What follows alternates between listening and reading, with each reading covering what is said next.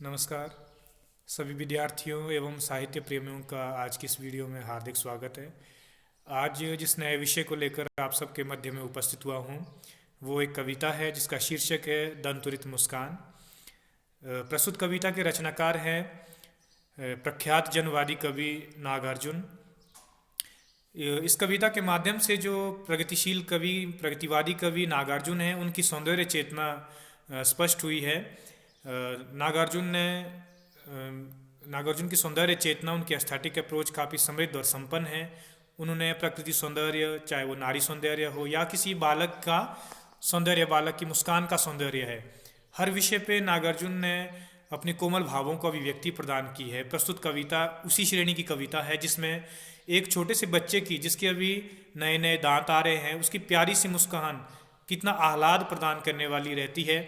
उसका बहुत सुंदर शब्दों में बहुत भावपूर्ण वर्णन इस कविता में नागार्जुन करते हैं। ये जो कविता है, जैसे शीर्षक से ही स्पष्ट हो रहा है, दंतुरित मुस्कान। मुस्कान का मतलब है मुस्कान, स्माइल, मुस्कुराहट।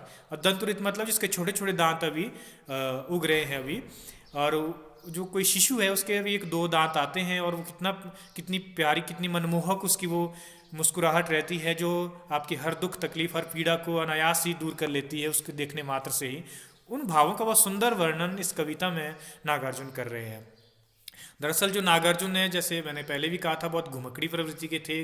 घर से बाहर उनका रहता था ज़्यादा, तो कभी कभार बहुत लंबे अरसे के बाद घर लौटना होता था।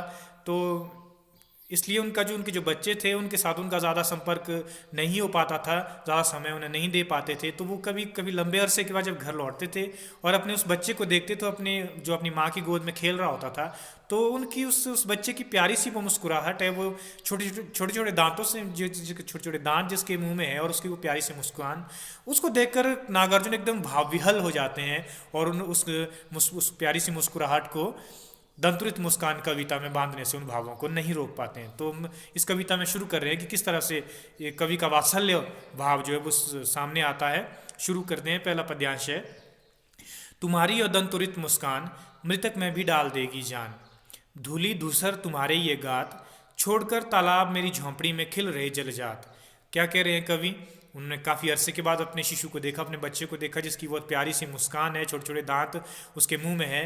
तो क्या कह रहे हैं कवि? कह रहे हैं कि अपने शिशु को संबोधित करते हुए कहते हैं कि ये तुम्हारी जो प्यारी सी मुस्कुराहट है, प्यारी सी मुस्कान है, इसमें तुम्हारे मुंह में ये छोटे छोटे दांत हैं, ये इतनी प्यारी ये मुस्कान है, इतनी मन को हरने वाली ये मुस्कान है, मनोहारी मुस्कान है कि ये एक मृतक व्यक्ति में भी प्राण फूंक सकती है। इतना इसका प्रभाव है इस मुस्कान का तुम्हारे चेहरे पे जो है, और उसके ऊपर ये जो छोटे छोटे दांत तुम्हारे मुंह के अंदर दृश्यमान है, ये इतनी प्यारी मुस्कान है कि एक मुर्दा व्यक्ति में भी ये प्राण डाल देने की क्षमता रखती है।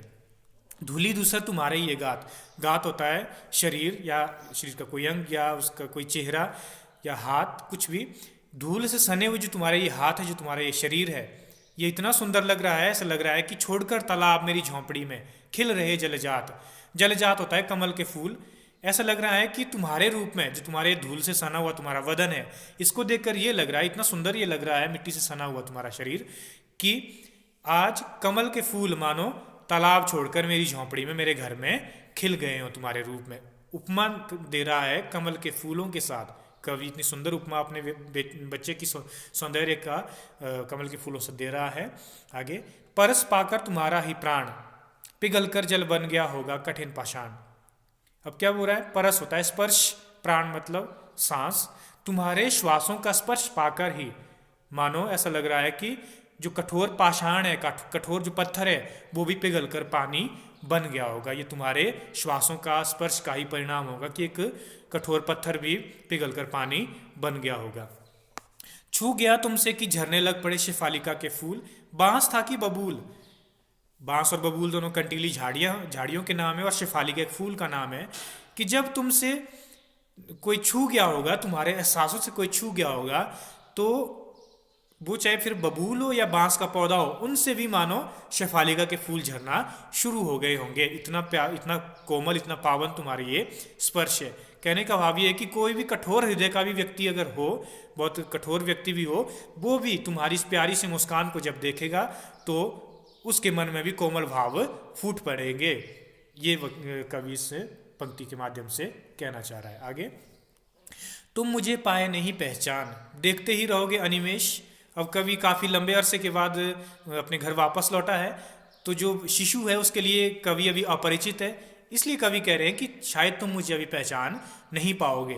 देखते ही रहोगे अनिमेष। अनिमेष होता है बिना पल के झपकाए, टकटकी लगाकर देखना। आपने देखे होंगे घरों में शिशु, छोटे छोटे बच्चे होते हैं, वो आपको टकटकी लगाकर देखते रहते हैं, पल के तक नहीं झपकाते हैं। तो जो शिशु है जिसकी प्यारी सी मुस्कान की कवि यहाँ बात कर रहा है, वो भी टकटकी लगाकर कवि को देख रहा है, और कवि को ये प्रतीत हो रहा है कि ये बच्चा मुझे पहचानने की कोशिश कर रहा है, मुझे पहचानने का प्रयास कर रहा है, लेकिन वो मुझे पहचान नहीं पाएगा। क्यों?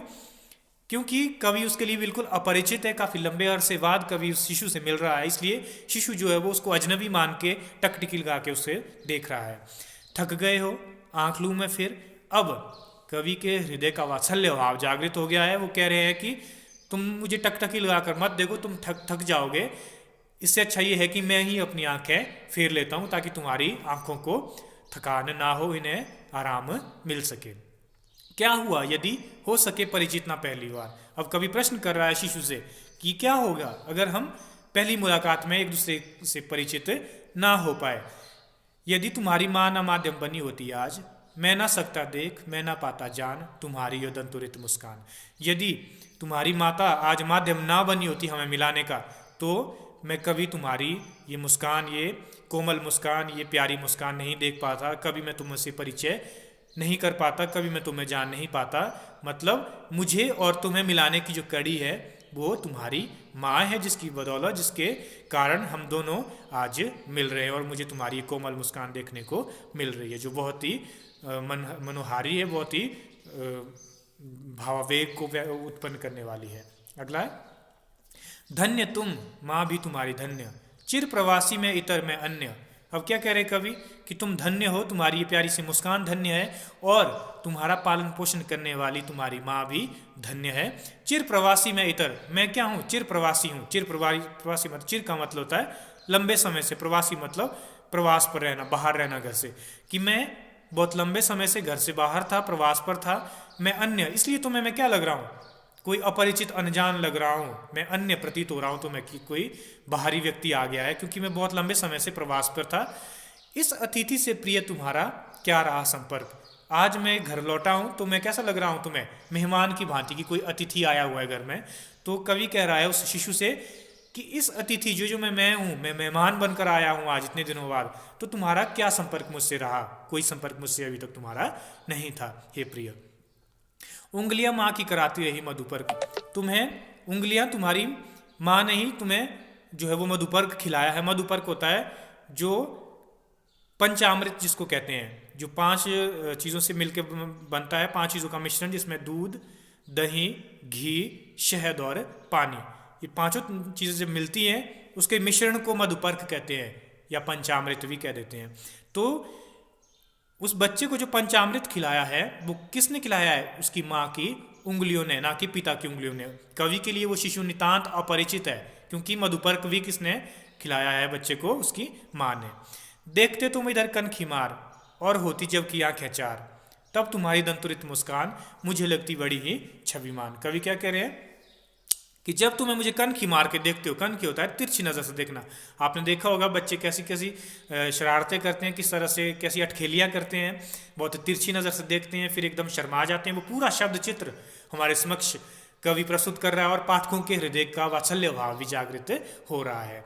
मानो ऐसा लगता है कि पूरी की पूरी घटना आपकी आंखों के सामने घटित हो रही हो। तो जो शिशु है वो कवि को कनखी मार के देख रहा है, तिरछी नज़रों से देख रहा है, और जब दोनों की आंखें मिलती है, कवि और शिशु की दोनों की आंखें चार होती है, फिर बच्चा मुस्कुरा देता है, छोटे छोटे दांतों से अपनी प्यारी सी मुस्कान कवि के समक्ष खोल देता है, और कवि कहता है कि मुझे वो मुस्कान बहुत ही छविमान, बहुत छविमान मतलब बहुत ही, छवि होता सौंदर्य, बहुत ही सुंदर, बहुत मुझे मुस्कान वो लगती है जब वो बच्चा, वो शिशु मुझे देखकर अपने छोटे छोटे दांतों वाले मुंह से मुस्कान वो मुस्कुराता है, तो मुझे वो मुस्कान बहुत ही छविमान, बहुत ही सौंदर्यमान लगती है। तो ये थी कविता दंतुरित मुस्कान, जिसमें नागार्जुन कवि जो बहुत ही अक्खड़ और फक्खड़ किस्म के कवि हैं, लेकिन कवि के मन के कोमल भावों की अभिव्यक्ति हमें प्रस्तुत कविता में मिलती है कि कवि ना केवल क्रांति बुलंद करता है प्रगतिवादी विचारधारा में, ना केवल शोषितों के प्रति आंदोलनरत है और शोषितों के प्रति अपनी संवेदनाएं व्यक्त करता है, बल्कि कवि की प्रगतिवादी कवि नागार्जुन की सौंदर्य चेतना भी काफ़ी समृद्ध है, जो कि प्रस्तुत कविता में एक शिशु की मुस्कान के माध्यम से उनके कोमल भावों की अभिव्यक्ति इस कविता में हुई है। तो ये थी कविता युद्धंतुरित मुस्कान, जिसे हमने पढ़ा। उम्मीद करता हूँ आपको समझ आ गई होगी। अगली वीडियो में फिर मिलेंगे नई कविता के साथ, तब तक के लिए नमस्कार।